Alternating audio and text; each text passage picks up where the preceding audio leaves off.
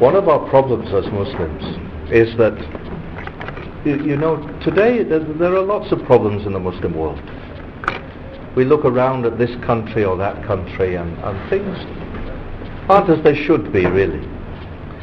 But one of our problems as Muslims is, you know, it's easy to point fingers at people. And we say so often, where is Salah ad-Din now? Why doesn't someone come to save us? We need someone to lead us as Muslims.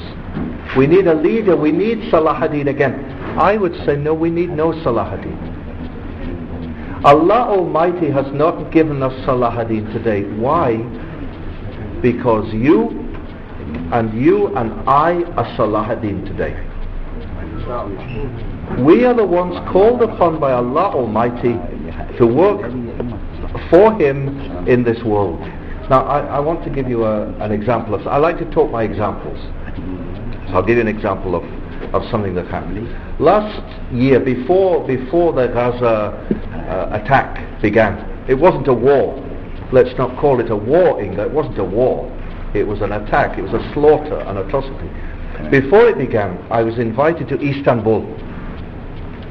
I was invited by Harun Yahya, the Muslim writer. Yes. So I went to Istanbul and we had some talks and we made a television program together. And in fact, that's another I could give a talk about Harun Yahya. That was a very interesting weekend. But as well as meeting Harun Yahya, I met two other people. And I do this wherever I go. You see, my work now is I travel all over the world talking about Islam. And by the way, you know more about Islam than I do. You've been Muslim all your lives. I've been Muslim for 5 minutes. For 10 years now I've been Muslim. But you've been Muslim all your life. You know more about Islam than I do. All I do is, inshallah, I try to say things, maybe in a way you've never heard them said before. But I'm not telling you anything new. I'm telling you what you know. So my work is, I write books. I travel around the world talking to Muslims and non-Muslims. But then another thing I do when I'm traveling is, I like to meet other religious leaders. So when I was in Istanbul, I had a meeting with His All Holiness Bartholomew I, the Patriarch of Constantinople, the leader of 350 million Greek Orthodox Christians in the world. He is the equivalent for the Orthodox Church, the Greek Church, as the Pope in Rome is for the Western Catholic Church. So I went to meet Patriarch Bartholomew, and he was a very lovely man, lovely old man with a very, very long white beard, very lovely Muslim beard. And he greeted me, and I said, "Sir, you honor me and you honor all Muslims by this meeting. And on behalf of all Muslims, I want to greet you and say that Islam wants to be friends with all people of goodwill." So we began our talk, and he was very gracious. I was supposed to be there for 20 minutes, but I stayed for 1 hour. And at the end of the hour, he said, "One of my secretaries will now give you a tour around the archives." So I had a tour for an hour around the archives, and then he said, "And now you must stay for lunch." So the whole episode lasted for 3 hours, and when I was about to leave, I had a gift with me. I was living in Damascus at the time, and in Damascus they have these beautiful wooden boxes. You know how in Khala Khalili we have these boxes with sadaf. Well, in Damascus they have them with different coloured wood, very beautiful. So the box was about this size, and in the box I put some of my books. And there was a space around the books, so I filled the space with chocolates. And I said, "All Holiness, I have a gift for you." "Oh, you needn't bring a gift." I said, "Here it is." So he saw the box.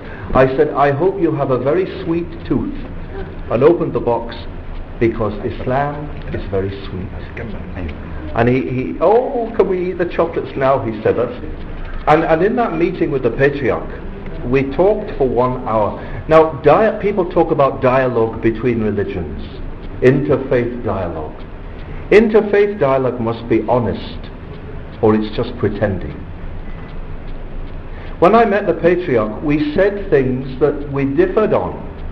He knew that I used to be a Roman Catholic priest.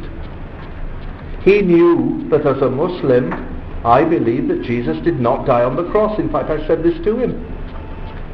But at the end of our meeting, we didn't fight each other.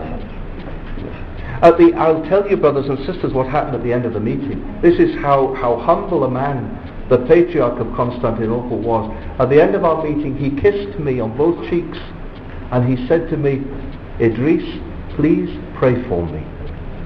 This is dialogue between faiths. It's honest.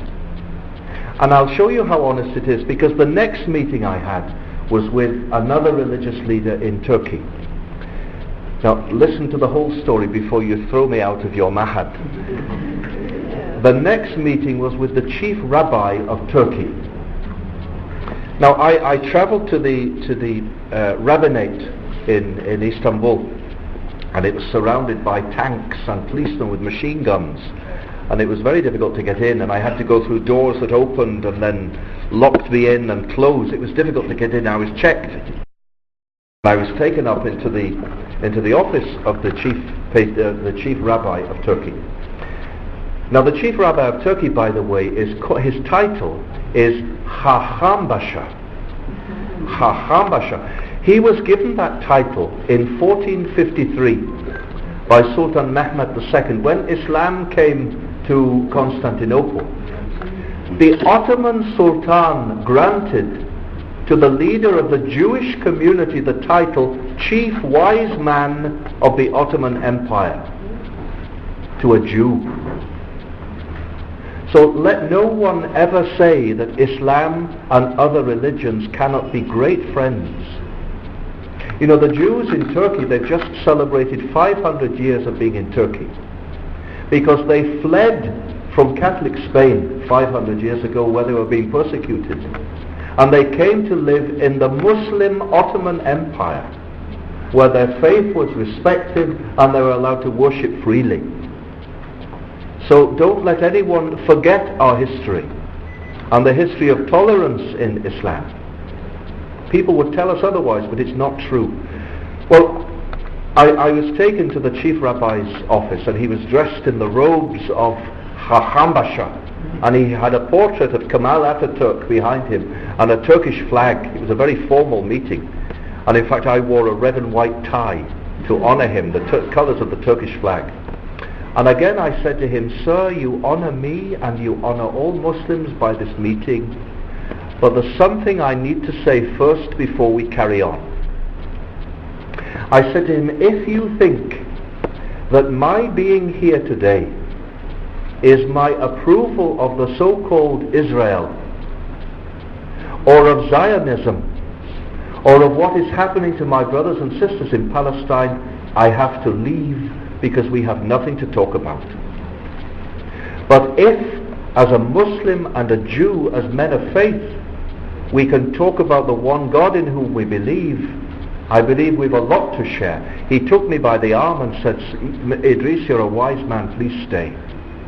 And we talked honestly for 1 hour, and we said some very harsh things, but we laughed and we parted as friends. So this too is dialogue between religions. You know, people talk about clash of religions. Islam is comfortable with any group.